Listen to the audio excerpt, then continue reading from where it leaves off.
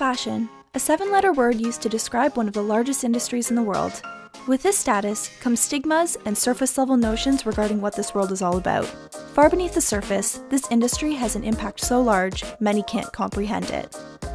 With this in mind, it is fundamental to bring awareness to the changes that are occurring within this industry and the ways that the millennial generation can impact the future of both fashion and our world. This is Undressing Reality.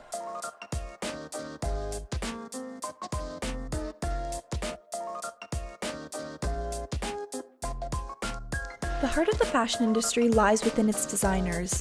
Without these individuals, fashion would really not be. Over the years, many changes have occurred within manufacturing and the fashion schedule that have heavily impacted designers. In order to understand what's going on in fashion and make a positive change, it's crucial to grasp the changes occurring at its core. Gathering together a group of designers, I questioned whether from the start of their career to now, they've recognized an increase in the production schedule. From when I started in the late 80s, early 90s to now, yes, fashion has changed dramatically. Production scheduling has changed ever so dramatically as well.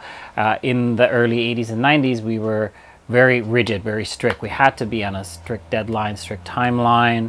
Buyers wanted this. We were 6 months out. It was just very, so far as what I call it, the old-timey way. But now, as we've shifted into a different form of retailing, a different form of marketing, a different form of advertising and sort of getting our product out there, I find that my scheduling has changed to be more in season. Stores are much more hesitant of buying and they're much more slower at buying, but they'll still buy, but then it leaves us with, well, when do we produce? Instead of the long lead times, my lead times are much shorter. We have to produce things quicker. Because we're based in Canada, it's harder for us to bring in. So I think having the old experience, the old world experience and all the old ways has helped me understand how to move quicker. Just talking to my assistant who is in her 20s and talk to my students who are in their 20s, that they're all about the phone. They're all doing this, right? They're all about social media. They're all about online shopping.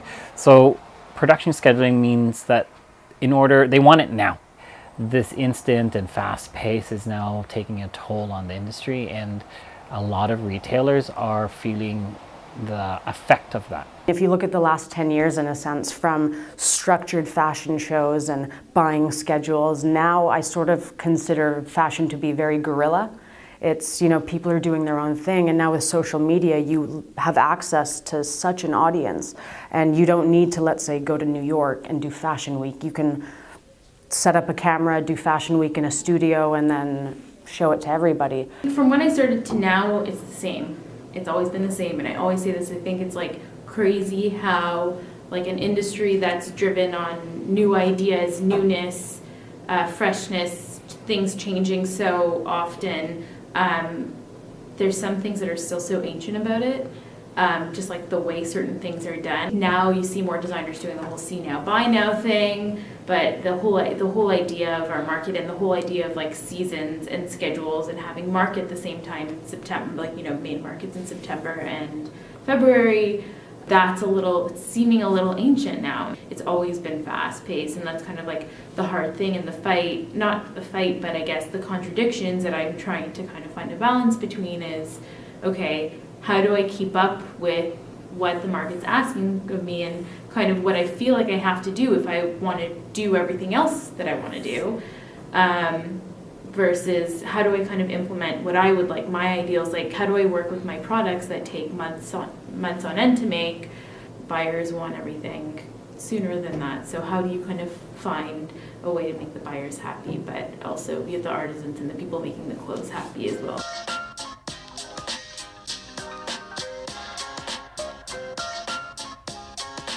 I mean, the designers have always been influenced by what's going on the street or in the culture at large, and I think you see that, for example, for Spring 2017 shows, it's very, we're in a pretty dark time right now, politically, culturally, it's, things are real, but for Spring 2017, designers really responded by having all of this, optimism and having beautiful colors, and it was very this kind of unapologetic response to it where, you know, you saw like ruffles and pink and all of this beauty on the runway. So I think, you know, it's interesting to see how designers are always responding to the times, and they don't always respond in the way that you might necessarily expect.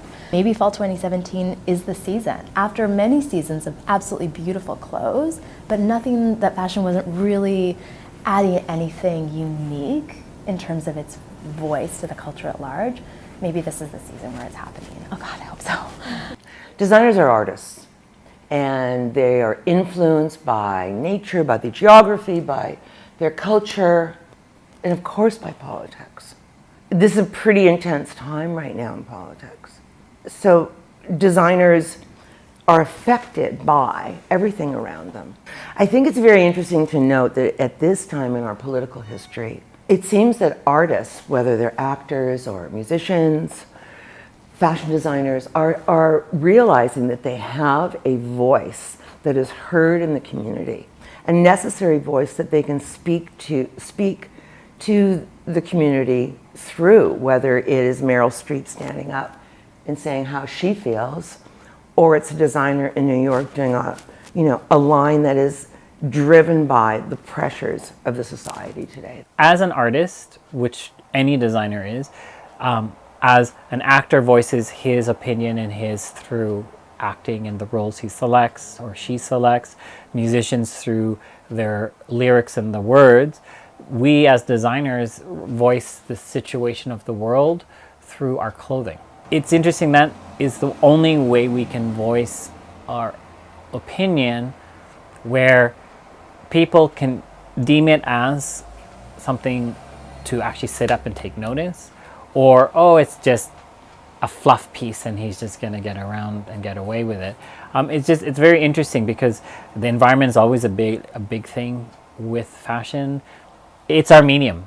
It's our paintbrushes, it's our lyrics, it's our music, it's our clothing, and sometimes, hopefully, it's even the presentation that we do that helps emphasize where our stance and our political view.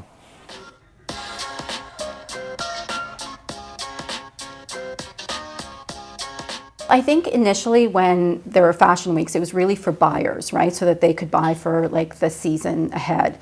It just doesn't work anymore because you're seeing those shows in real time because of Vogue.com, Style.com, you know, and all the media and bloggers that are there. So the reality is you actually need to have that collection in store almost immediately if you want to capitalize on it, because otherwise you've forgotten about it. I think that what it's forced a lot of brands like a Burberry or like a Tommy is to actually make sure that you're capitalizing on that show so that you can actually sell the product in real time. So I think fashion weeks around the world are just going to change, and they should change, because I think it needs to be more about creating a really cool experience as opposed to, I'm going to create this fashion show so that I can sell product in 9 months, because it's not for buyers anymore.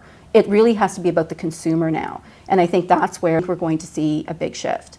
I think that it'll actually make brands more efficient, because at the end of the day, do you need that many collections?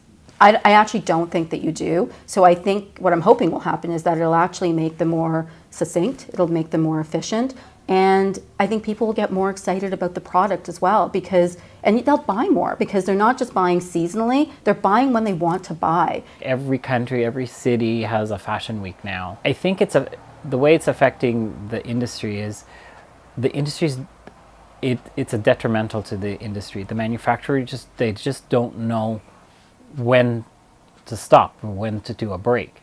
When we used to have the 2 seasons or the 4 seasons that they used to do, they could figure out and put in a break. Now what's happening is there is no break, right? And it's 24 hours, so you're burning out people are leaving, factories can't keep up, and shipping and delivery times are getting a little bit too much. We are strong advocates for slow fashion. That's what I equate it to. I've seen fast fashion factories. My brothers and I have gone to China when we were looking at possibly manufacturing there. Their minimums are insane. That's a level of, you know, not only consuming and manufacturing, but it's just so much waste involved in that as well. We focus on slow fashion, handmade, smaller numbers.